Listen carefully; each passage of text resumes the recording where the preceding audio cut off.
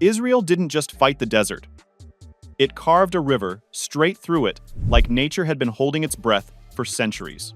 In one of the driest places on Earth, Israel pulled off a wild engineering gamble, dragging seawater into the Negev to bring life back. And here's where it gets even crazier. The Negev wasn't just dry. It was basically a sunlit furnace. We're talking 110 degrees Fahrenheit heat pounding the ground, months where the sky didn't even bother with clouds, and aquifers shrinking so fast people started calling them ghost wells. Farmers were watching their fields fade out like old photographs. Some families survived on truck-delivered water, timing their entire lives around when the next tanker would rumble in. And the wild part? Just a short distance away sat the Mediterranean Sea, an endless sheet of blue, completely useless to them. All that water, zero ways to drink it. So someone finally said the impossible out loud. What if we pull the sea into the desert? A plan so bold it sounded like a fever dream. But in 2000, the government actually approved it. Price tag? $3 billion. Mission? Build an artificial river and turn seawater into fresh water enough to resurrect the desert. But this is the aspect that no one is willing to talk about. Before even the first drop of water could be on the Negev, people had to conquer the sands. The engineers worked from the top down. Their tools were high-resolution satellite imagery, ground-penetrating radar, and months of wind mapping to know how the dunes shifted. Because in this place, a single sandstorm of bad intensity could cover with sand the work worth millions of dollars overnight. Then they sent ground crews. Survey teams spent months in the desert, making drill holes more than 100 feet deep, just to find out what was hiding below the surface. Every possible place for a marker to be set was done with an accuracy of only a centimeter, like threading a needle through an ocean of moving sand. And they had to steer clear of the wind corridors that could be very dangerous, where the dunes were shifting like waves in slow motion.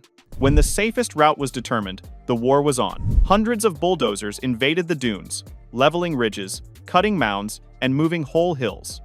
Non-stop conveyor systems took away the sand and created a mechanical river next to the future real one. But loose sand is no friend. So to control it, the engineers soaked it via underground pipes and sprinkler arms, letting water come in just enough to hold the grains together. Then huge rollers moved on the desert, making noise, compacting everything till the ground was solid enough to bear cranes, mixers, and an entire construction army. And here's where the scale just gets ridiculous. Once the ground was finally stable, Israel unleashed one of the biggest digging operations the desert had ever seen. Every single day, crews removed 70,000 tons of sand, like scooping out a small mountain before lunch. This wasn't some short trench. The construction corridor stretched 250 miles, cutting across the Negev like a scar. More than 1,200 workers pushed through heat so brutal it felt like standing inside a hairdryer, set to max temperatures soaring past 115 degrees Fahrenheit. The canal they carved had a precise shape. A wide U profile, 150 feet across, and 23 feet deep. And the crazy part? The slope had to stay within 1 inch per 100 feet so the water could flow without pumps. That level of accuracy over that distance is basically engineering witchcraft. Survey crews checked the elevation using laser leveling every 160 feet, making sure the canal didn't wander even slightly. Nothing went to waste. Most of the excavated sand was used to build embankments up to 16 feet high, giving the canal sturdy shoulders. But in weak soil zones, workers had to drill 16-inch sand piles, mix in cement and clay, and reinforce everything from the inside out. By this point, the desert looked like a living machine, convoys of trucks, excavators, and bulldozers rolling in endless loops, day and night, carving a future river into the bones of the earth. Just when it seemed the hardest part was over, the desert threw another curveball. Sand here is thirsty. It sucks up water in hours. If they didn't seal the canal perfectly, the river would just vanish into the ground. So engineers started with a delicate touch, a 2-inch layer of fine sand to smooth the surface. Then came the real armor, 4 to 5-inch concrete panels, each 16 feet long and 10 feet wide, laid down like giant puzzle pieces. Every panel had expansion joints filled with hot bitumen, so the desert's wild temperature swings wouldn't crack the lining. But some areas were too unstable for concrete alone. There, Workers added an HDPE geomembrane layer, anchored with steel and protected with sand.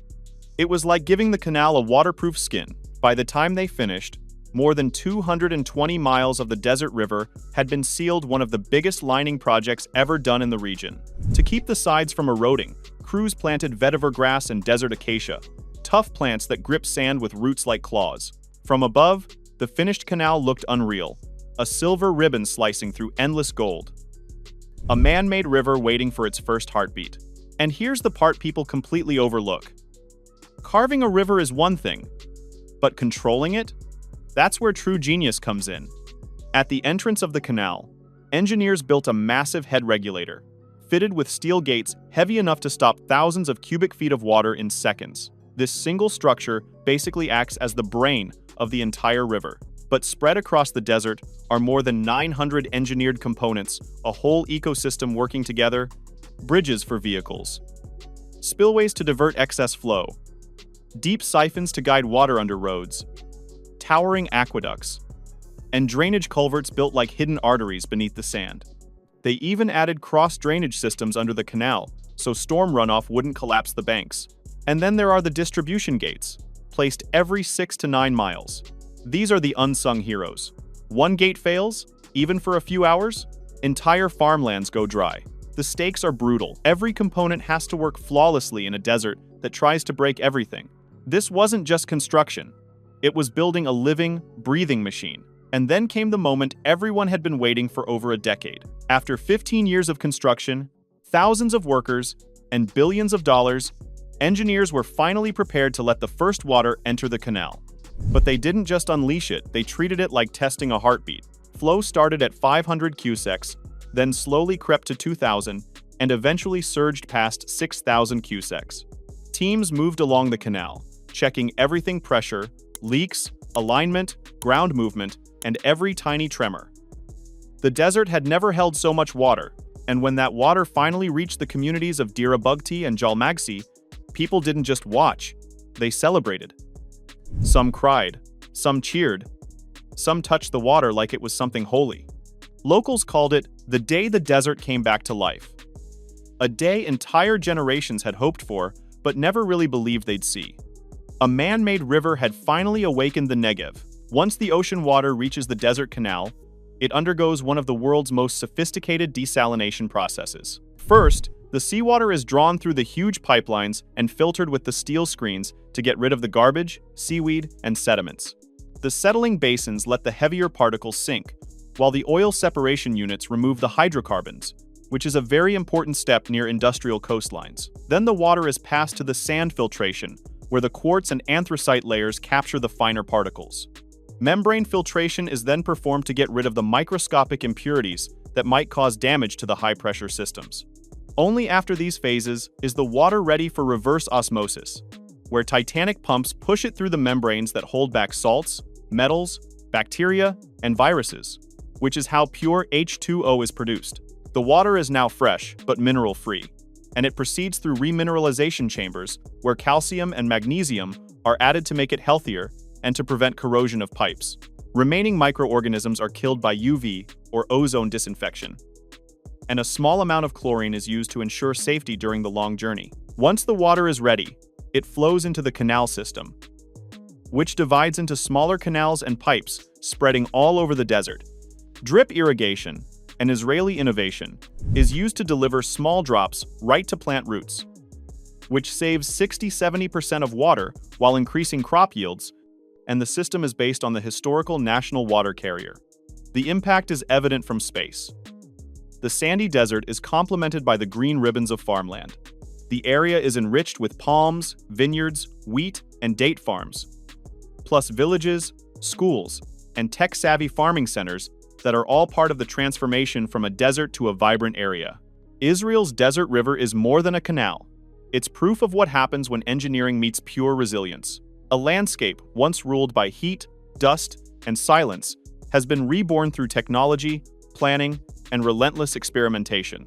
What many thought impossible became one of the largest and most ambitious water engineering achievements on the planet. This project didn't just move water. It moved an entire nation closer to food security, innovation, and long-term stability, turning the desert itself into a partner in growth. A river built in the desert changed a nation forever. But what do you think, visionary engineering or a miracle of survival? Share your thoughts below. And if you enjoyed this deep dive, hit like, drop a comment, and subscribe for more incredible stories reshaping our world.